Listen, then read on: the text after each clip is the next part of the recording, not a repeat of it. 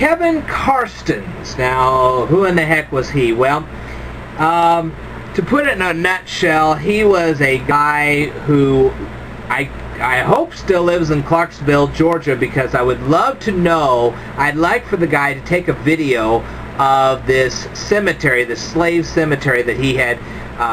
He went out one day and he chopped down an oak tree that was getting ready to land in the cemetery. I would like to actually see the cemetery, just to kind of get a visualization of what this oak tree would have landed into had you not chopped it down.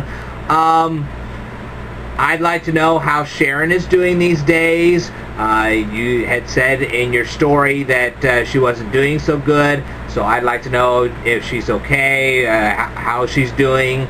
I'd like to know if you still have that dog Dusty, and if not, what happened to Dusty.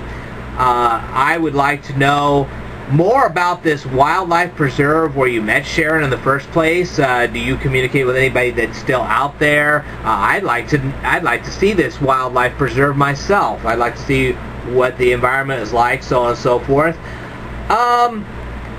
The one thing I'd really like to see the most is how you hooked up those ropes.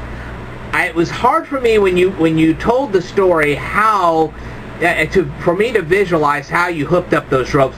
And I like to see the metal hooks that you got injured with. The metal hooks, how big they were, so on and so forth. I didn't, because you didn't take a picture of them, I didn't get a chance to see what they looked like. So if you can show me how big those metal hooks were and so on and so forth, that would be kind of cool. And this deck, you were sitting out on the deck. I'd love to see the deck. That would, anytime somebody builds a deck like that, it's kind of neat to see.